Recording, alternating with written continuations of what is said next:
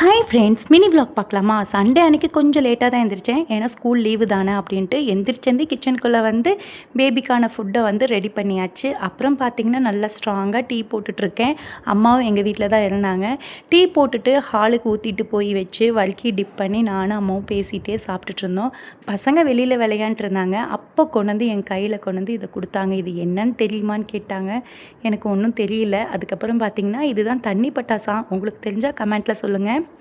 தண்ணி பட்டது இது வெடிச்சிருமாமா. தண்ணி ஊற்றி செக் பண்ணி பார்த்தா வெடிக்கவே இல்லை. மறுபடியும் 2வது ஒரு விதை எடுத்து போட்டு மறுபடியும் பார்த்தா சூப்பராக வெடிச்சிருச்சு. பார்க்கவே ரொம்ப ஆசையாக என்னோடய சைல்ட்ஹுட் மெமரியில் எனக்கு ஞாபகம் வந்துச்சு. அப்புறம் இன்றைக்கி மதியானம் பார்த்திங்கன்னா முள்ளங்கி சாம்பார் காலையிலேயே பிரேக்ஃபாஸ்ட்டுக்கு வச்சாச்சு. அப்புறம் எக்கு, அதுக்கப்புறம் பார்த்திங்கன்னா மட்டன் இருந்தது.